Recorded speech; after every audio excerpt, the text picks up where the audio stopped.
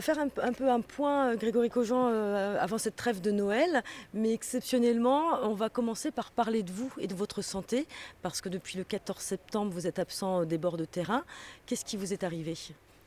Et j'ai eu un petit accident qui a généré une commotion cérébrale ou un traumatisme crânien, tout dépend de qui en parle. Et donc depuis, je reprends, mais très progressivement. Là, ça va beaucoup mieux. J'ai encore quelques symptômes de commotion. C'est pour ça que je ne reprends pas totalement le coaching terrain. Ce n'est pas moi encore qui suis sur le banc de touche jeudi contre Paris, mais je suis de plus en plus présent avec l'équipe et c'est plutôt positif.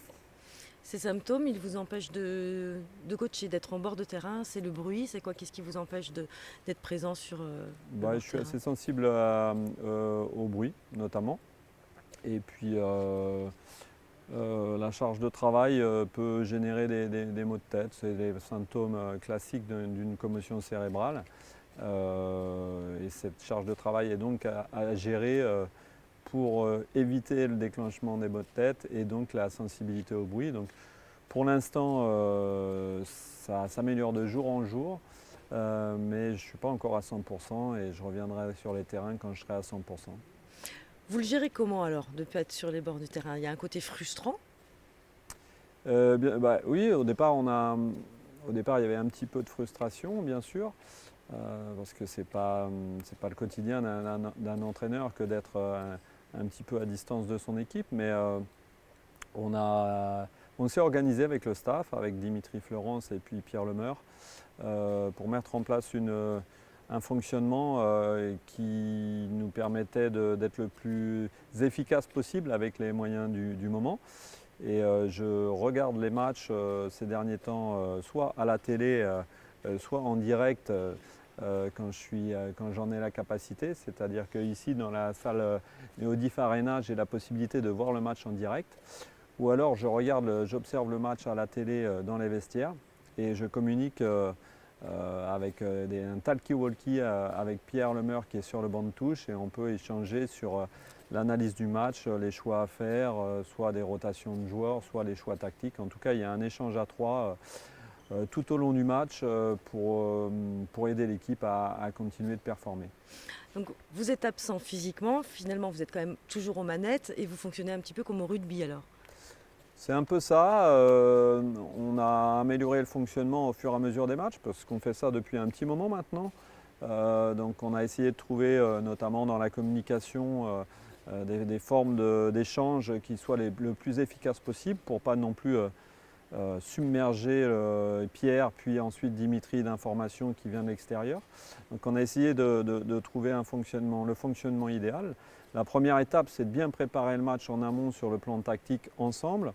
Ensuite, on a un plan de jeu, notamment un plan de rotation de joueurs en fonction des matchs. Et ça, c'est plutôt moi qui oriente les choses. Et ensuite, par rapport aux circonstances du match, on s'adapte.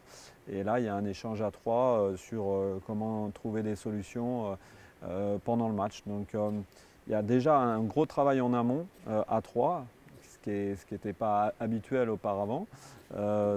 Et maintenant, après, sur le terrain, à chaud pendant le match, il y a des échanges, mais on a travaillé à rendre ces échanges le plus efficaces possible. Et visiblement ça peut... Enfin, vous avez peut-être plus de recul, ça permet d'être plus lucide, de ne pas être dans cette ambiance, d'avoir ce recul-là. Pour le coup, déjà, moi, j'ai pas l'ambiance du match, ni le bruit qui peut quand même être assez perturbant, surtout en ce moment pour moi. Mais en plus de ça, effectivement, le fait de prendre du recul, de ne pas être dans cette arène avec toute cette ambiance-là, m'amène, je pense, à être un petit peu plus détaché de l'ambiance justement et de la pression et donc d'être, je l'espère, un petit peu plus lucide. Lucide, je ne sais pas, mais en tout cas d'avoir une analyse un petit peu plus froide des événements qui se passent sur le terrain. Est-ce que vous pensez que ça a pu avoir quand même un impact sur les joueurs et sur les résultats? Même si en championnat, deuxième, tout va bien. En Ligue des Champions, c'est peut-être un petit peu plus compliqué. Oui, l'analyse des résultats, on peut la faire de diverses manières, mais Ce qui est sûr, c'est qu'il a fallu un temps d'adaptation par rapport à mon absence. Et ce que je pense, c'est qu'on a trouvé vraiment un fonctionnement optimal, que le staff a très très bien réagi, alors que ce soit le staff médical du club dans la gestion de mon accident et de mon absence, que ce soit le staff sportif, je trouve qu'on a réagi avec beaucoup de solidarité, beaucoup de compréhension, beaucoup de communication. Je suis vraiment très très content, très fier de la façon dont le staff a réagi dans sa globalité, de la façon dont le club a réagi dans sa globalité aussi, parce que dans des moments comme ça, avec l'enchaînement des matchs et nos objectifs et la pression, j'ai eu un président qui a toujours été dans l'accompagnement, qui m'a aucunement mis la pression sur un retour trop rapide, voire il m'a plutôt orienté pour que je me repose un maximum, et c'est moi qui avais envie en général de revenir assez vite.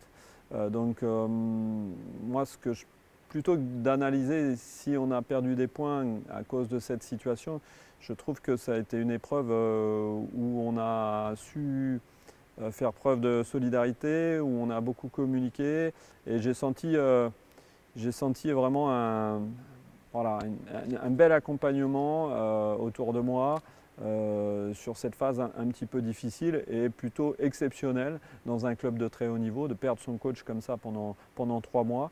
L'équipe aussi, on peut parler de l'équipe, mais l'équipe s'est responsabilisée aussi, est devenue plus autonome.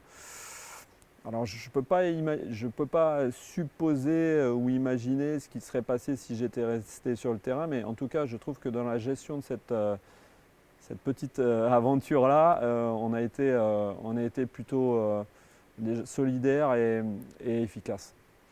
Un mot, justement, on va revenir un peu sur les résultats sportifs. Un mot de la Ligue des Champions, 6e sur 8, c'est une petite déception pour l'instant. Bien évidemment, c'est pas fini, mais est-ce que voilà, vous imaginiez, vous espériez mieux avant cette trêve de Noël L'objectif de la Ligue des Champions, c'est de se qualifier pour les huitièmes. Après, les huitièmes de finale sont des matchs couperets à enjeu. Ça n'a rien à voir avec la phase de poule. On a performé sur certains matchs à l'extérieur. Je pense notamment au Sporting et à Kielce. Et puis on a eu des matchs un petit peu plus compliqués, notamment sur la phase retour. Et c'est aussi lié à un certain nombre de blessures.